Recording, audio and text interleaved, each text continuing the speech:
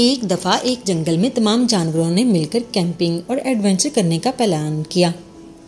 तमाम जानवर अपने अपने काम में मसरूफ़ हो गए। कोई लकड़ियाँ लाया तो कोई केले के बड़े बड़े पत्ते, तो किसी ने मिलकर बारीक और लचकदार लकड़ियों को बांधकर लंबी लंबी रस्सियों की शक्ल में तब्दील कर दिया। सभी जानवर अपने अपने हिस्से का काम करके खुशी हासिल कर रहे थे। सब बहुत ही इंजॉय कर रहे थे। हाथी ने मोटी और भारी लकड़ियाँ तोड़ने और इन्हें उठाकर लाने में खूब मदद की। सब जानवरों ने मिलकर तरह तरह के लवाजमात तैयार किए। पार्टी अभी जारी ही थी कि पानी खत्म हो गया। लोमड़ी बहुत चालाक थी, उसे काम करना इतना पसंद नहीं था। जब भी कोई इवेंट होता लोमड़ी कोई काम ना करती, इसलिए उसे कुछ करना भी नहीं आता था। वो चालाकी और मकारी से अपना आप बचा लेती थी, लेकिन आज सब जानवरों ने मिलकर उसे पानी लेने पर मजबूर कर दिया।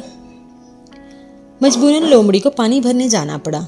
लोमड़ी ने बड़ा सा बर्तन उठाया और कुएं से पानी भरने चल दी। चूंकि इसने कभी कोई काम नहीं किया था, इसलिए उसे समझ ही नहीं आ रहा था कि कुएं से पानी कैसे निकाले।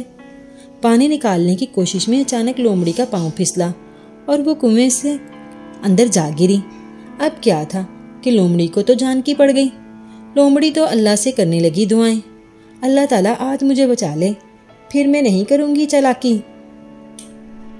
दूसरी तरफ तमाम जानवर लोमड़ी के वापस ना लौटने पर परेशान हुए, मगर कोई भी उसे ढूंढने जाना नहीं चाहता था।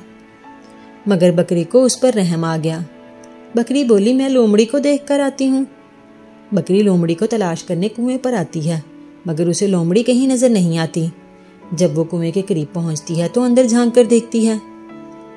लोमड़ी की नजर जैसे ही बकरी पर पड़ती है तो फौरन बोलती है, बहन बकरी, कुएं का पानी बहुत अच्छा, मीठा और ठंडा है, इसलिए मैं पानी भरकर नहीं आई। आओ तुम भी अंदर, थोड़े मज़े कर लो, फिर चलते हैं। बकरी बहुत मासूम थी, लोमड़ी की चालाकी को ना समझ पाई और अंदर छलांग लगा दी। छलांग लगाने के बाद उसे एहसास हुआ कि इसने गलत किया है और अब वो यहाँ से निकल नहीं सकती।